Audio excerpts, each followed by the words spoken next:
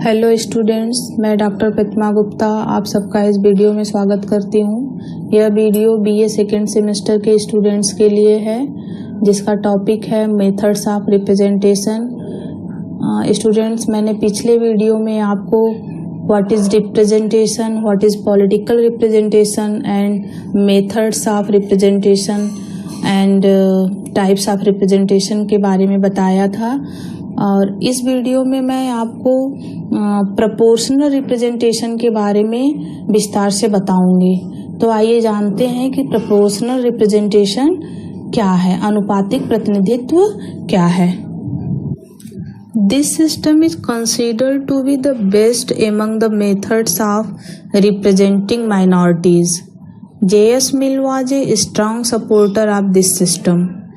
Its goal is to give representation to all classes in proportion to their voting strength.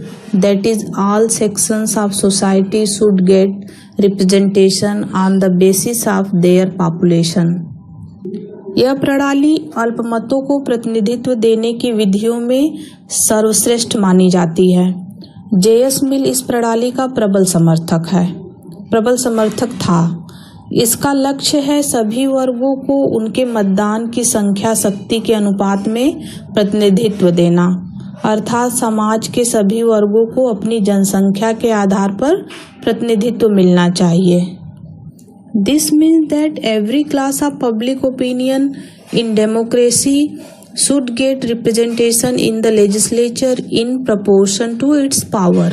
The originator of this system was the famous scholar Thomas Hare of England, after whom it is also called the Hare system. इसका अर्थ है कि प्रजातंत्र में जनमत के प्रत्येक वर्ग को उसकी शक्ति के अनुपात में विधानमंडल में प्रतिनिधित्व मिलना चाहिए। इस प्रणाली का प्रवर्तक इंग्लैंड का प्रसिद्ध विद्वान टॉमस हेयर था, जिसके नाम पर ही इसे हेयर पद्धति भी कहा जाता है। आनुपातिक प्रणाली के दो प्रकार हैं, जिसमें पहला प्रकार है सिंगल ट्रांसफरेबल वोट सिस्टम, जिसको कि बोलते हैं एकल संक्रमणीय पद्धति, और दूसरा जो है वो लिस्ट सिस्टम है, इसको सूची प्रणाली बोलते हैं। तो सबसे पहले हम सिंगल ट्रांसफरेबल वोट सिस्टम की बात करेंगे, एकल संक्रमणीय प्रणाली या एकल संक्रमणीय पद्धति की। इस प्रणाली को 1851 में टॉमस हेयर ने विकसित किया था। इस प्रणाली के अनुसार देश को बहुसदस्यीय निर्वाचन क्षेत्रों में बांट दिया जाता है और प्रत्येक निर्वाचन क्षेत्र से कम 3 तथा अधिक से अधिक 20 सदस्यों को चुना जाता है। इस पद्धति में मतदाता को एक पर्चा दिया जाता है, जिसके कई तरफ सभी उम्मीदवारों के नाम और प्रतीक दिए होते हैं और दाईं ओर खाली खाने बने होते हैं। इस खाली जगह पर मतदाता 1, 2, 3, 4 आदि संख्या लिखकर अपनी प्राथमिकताएं प्रकट करता है। यह मतदाता की इच्छा होती है, वह किसी खाने को भरे या किसी को खाली छोड़ दे। मतों की गणना करने से पहले इसमें सभी अवैध मतों को रद्द कर दिया जाता है। फिर गिनती के बाद जिस उम्मीदवार को कोटे में निश्चित मत प्राप्त हो जाते हैं, तो वह विजयी घोषित कर दिया जाता है। इस कोटे या मतों की संख्या को निकालने के दो तरीके हैं। एक तो है कि मतों की कुल संख्या, जिसमें कि निर्वाचित होने वाले प्रतिनिधि रहेंगे, और दूसरा जो है वह भी है मतों की कुल संख्या, इसमें निर्वाचित होने वाले प्रतिनिधियों की संख्या।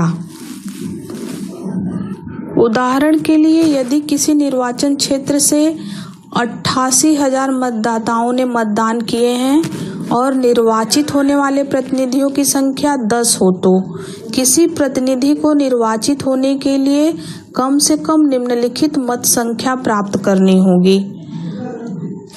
88,000 बटे 10 प्लस 1 प्लस 1 बराबर 8,000 मत। प्रथम सूत्र को एंड्रे और द्वितीय सूत्र को हेयर सूत्र कहते हैं। हेयर सूत्र ही अधिक प्रचलित है। मतों की गणना के लिए भी एक खास विधि अपनाई जाती है। इसका आधार वरीयता के अनुसार मतों का एक प्रतिनिधि से दूसरे प्रतिनिधि को संक्रमण या ट्रांसफर है। पहले प्रथम वरीयता फर्स्ट प्रेफरेंस के मतों की गणना होती है। यदि कोई उम्मीदवार कम से कम निश्चित मत संख्या को प्राप्त कर लेता है तो उसे निर्वाचित घोषित कर दिया जाता है। शेष मत जो प्रथम पसंदगी के रूप में उस सदस्य की निश्चित मत संख्या के अलावा प्राप्त होता है, दूसरी पसंद वाले सेकंड प्रेफरेंस उम्मीदवार के नाम संक्रमणित कर दिए ट्रांसफर कर दिए जाते हैं। और जो सरप्लस वोट को संक्रमित करने की वह विधि आगामी उम्मीदवार को उस समय तक जारी रहेगी जब तक कि प्रतिनिधियों की आवश्यक संख्या निर्वाचित नहीं हो जाती है। इस प्रकार एक मतदान की दूसरी, तीसरी आदि पसंदगी के उम्मीदवार निर्वाचित हो सकते हैं, चाहे उसकी प्रथम पसंदगी के उम्मीदवार निर्वाचित नहीं भी हों। इस प्रकार प्रत्येक मतदाता का उम्मीदवार किसी न किसी पसंद के रूप में निर्वाचित हो जाता है। भारत में राज्यसभा तथा राष्ट्रपति के निर्वाचन में इस प्रणाली का उपयोग होता है। This method can only be used in multi member constituencies. The names of the candidates are mentioned on the ballot paper. Every voter has the right to show interest as much as the constituency with which he has members. The voters most want in front of his name he marks one, and in the same way who he gives second place in his interest mark 2 in front of his name. Similarly, this sequence continues.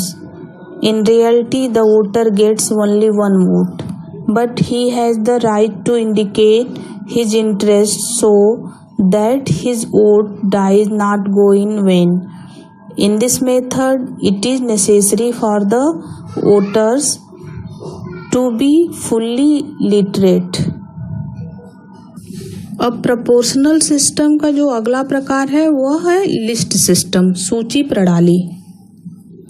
The constituency is also multi member under this system, that is more than one representative can be elected from a region, but the basis of the election is not the individual candidates but the list of candidates on a party basis.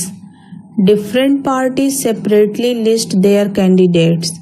The vote cast his vote in favor of a party's list. The number of votes received in the list is calculated separately and each party gets a seat in proportion to the number of votes received. इस प्रणाली के अंतर्गत भी निर्वाचन क्षेत्र बहुसदस्य होता है, अर्थात एक क्षेत्र से अधिक प्रतिनिधि निर्वाचित हो सकते हैं, लेकिन निर्वाचन का आधार व्यक्तिगत उम्मीदवार नहीं बल्कि दलीय आधार पर उम्मीदवारों की सूची है। विभिन्न दल अलग अलग अपने उम्मीदवारों की सूची बनाते हैं। मतदाता किसी दल के उम्मीदवारों की सूची के पक्ष में अपना मत देता है, किसी व्यक्तिगत उम्मीदवार को नहीं। सूची के प्राप्त मतों की गणना अलग अलग की जाती है और प्राप्त मत संख्या के अनुपात में प्रत्येक दल को सीट मिल जाता है। उदाहरण के लिए यदि कांग्रेस, साम्यवादी और समाजवादी दलों की क्रमशः 10,000, 8,000, 2,000 मत प्राप्त होते हैं और व्यवस्थापिका में 100 सीटें हों, तो इन दलों को क्रमशः 50, 40 और 10 स्थान होंगे। सूची प्रणाली का सबसे बड़ा जो गुण है उसका मेरिट है कि यह प्रणाली मतदाताओं के दृष्टिकोण से बहुत ही सरल है। उन्हें किसी एक दल को चुन लेना पड़ता है, व्यक्तिगत उम्मीदवार से कोई मतलब नहीं है।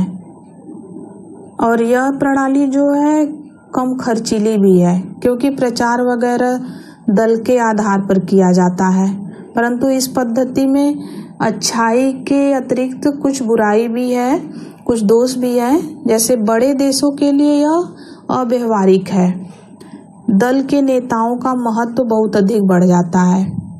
राजनीतिक दलों का नियंत्रण बढ़ जाता है और दलीय प्रथा की बुराइयां उभर कर आती हैं एवं मतदाता तथा प्रतिनिधियों का निकट संबंध समाप्त हो जाता है। अब हम प्रोपोर्शनल रिप्रेजेंटेशन के मेरिट्स और डिमेरिट्स की बात करेंगे। तो सबसे पहले मेरिट्स की बात करते हैं। जो पहला उसका गुण है प्रोपोर्शनल रिप्रेजेंटेशन का, वह है कि मत व्यर्थ नहीं जाते। Vote not wasted political education की बात इसके बाद करेंगे। तो सबसे पहले हम बात करेंगे वोट नॉट वेस्टेड, मत व्यर्थ नहीं जाते। अनुपातिक प्रतिनिधित्व का एक महत्वपूर्ण लाभ यह है कि इसके अंतर्गत मत व्यर्थ नहीं होता है।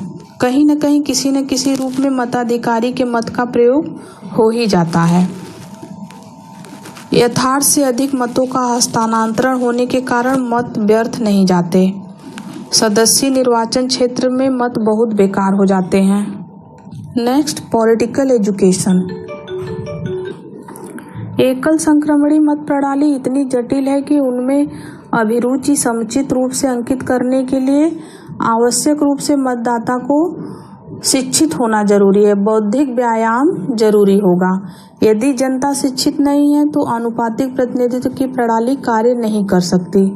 इस पद्धति के प्रयोग से शिक्षा का विकास तो होता ही है, साथ ही जन समुदाय को राजनैतिक प्रशिक्षण भी प्राप्त होता है। नेक्स्ट है मेक्स डेमोक्रेसी रियल, लोकतंत्र को वास्तविक बनाता है। लोकतंत्र को यथार्थवादी एवं वास्तविक रूप तभी प्राप्त हो सकता है जबकि उसे समाज के प्रत्येक वर्ग का सहयोग प्राप्त हो। सर्ववर्ग सहयोग से ही हम विधानसभा के स्वरूप को राष्ट्रीय कर सकते हैं।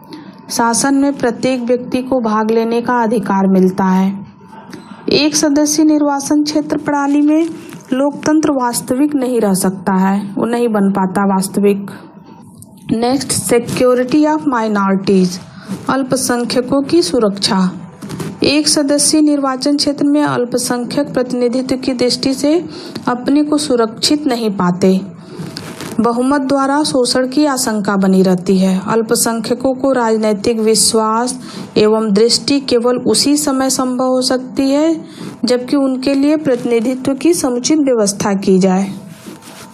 नेक्स्ट, बेस्ड ऑन जस्टिस, न्याय पर आधारित है। अनुपातिक प्रणाली के विषय में यह कहा जाता है कि वह न्याय पर आधारित है क्योंकि उसमें प्रत्येक वर्ग को प्रतिनिधित्व मिल जाता है। यह एक ऐसी पद्धति है जिनमें बहुसंख्यकों को सदैव मत प्राप्त होगा तथा अल्पसंख्यकों को अल्पमत। जनसंख्या के अनुपात में प्रत्येक वर्ग को प्रतिनिधित्व मिल जाता है। नेक्स्ट, करप्शन इज रिड्यूस्ड, भ्रष्टाचार का उन्मूलन। अनुपातिक प्रणाली के पक्ष में यह तर्क प्रस्तुत किया जाता है कि इसके अंतर्गत भ्रष्टाचार की मात्रा दिन प्रतिदिन कम होती जाती है। विधानमंडल में किसी एक दल को प्रभुत्व प्राप्त नहीं हो सकता। इसी कारण कोई राजनीतिक दल अपने समर्थकों को अनुचित रूप से लाभ पहुंचाने में अपने को असमर्थ पाता है।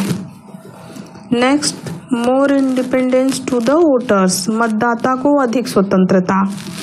मतदाता अपने आचरण तथा विकल्पों के प्रयोग में अधिक स्वतंत्रता से कार्य करते हैं।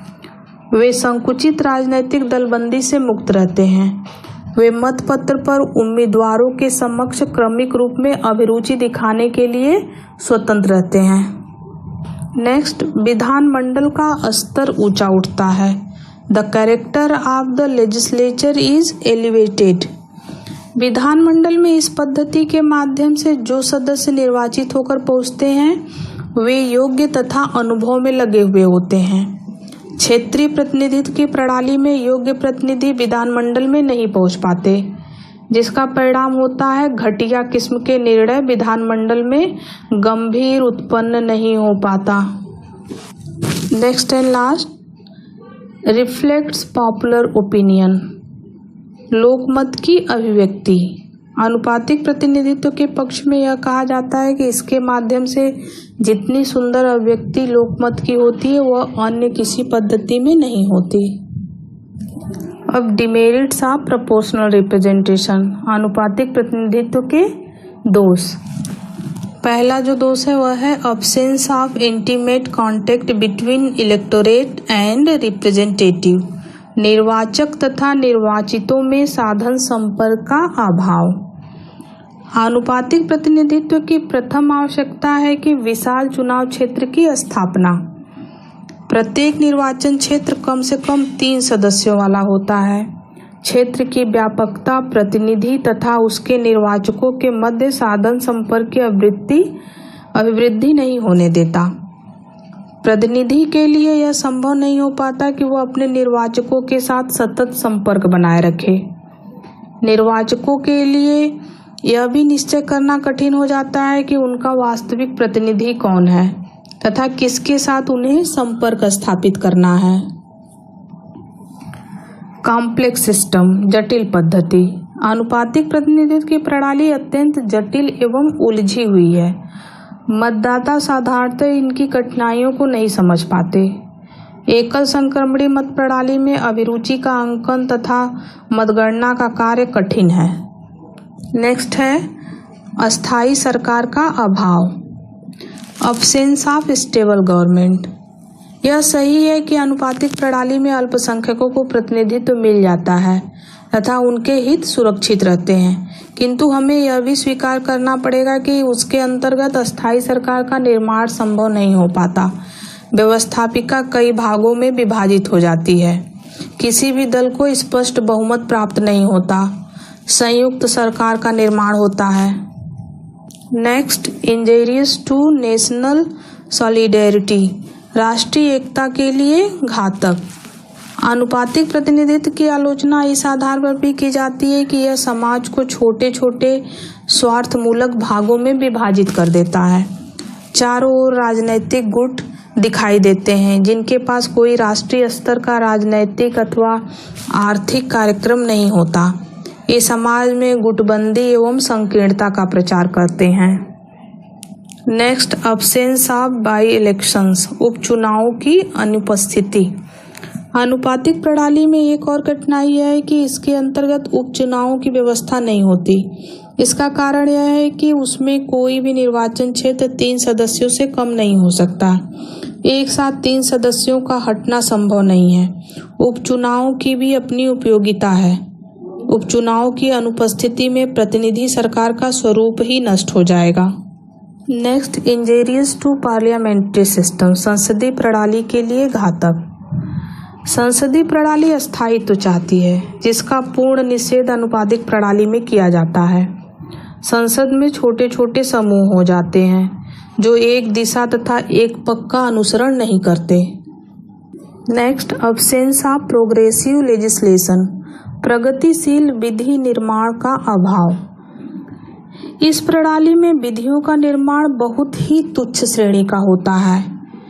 इसमें रूढ़िवादिता भरी रहती है। परिवर्तन एवं न्यूनता के प्रति उदासीनता का व्यवहार रहता है। नेक्स्ट, एक्सपेंसिव सिस्टम, महंगी पद्धति। आनुपातिक प्रतिनिधित्व के संदर्भ में कुछ आलोचकों का ऐसा मानना है कि यह पद्धति अत्यधिक अपव्ययी है।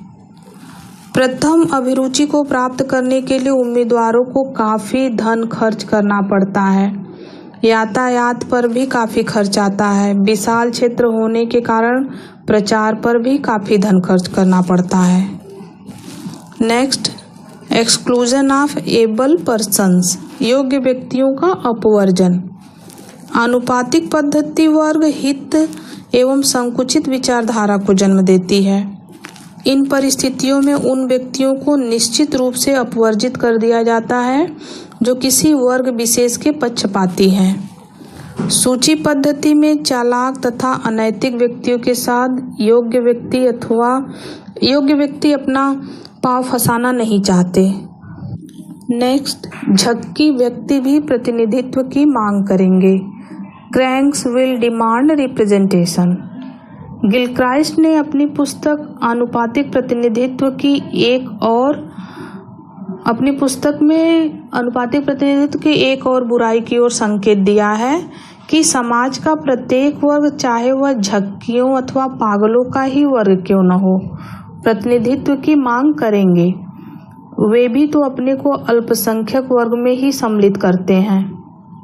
नेक्स्ट है शिष्ट एवं निष्पक्ष न्यायिक परंपराओं की अवहेलना, disrespect to decency, fair play and justice. विधायक अपने व्यक्तिगत स्वार्थों के वशीभूत होकर जनहित की उपेक्षा करते हैं। न्याय संगत एवं शिष्ट आचरण को भी कोई सम्मान की दृष्टि से नहीं देखता। न्याय की राजनैतिक दल चिंता नहीं करते।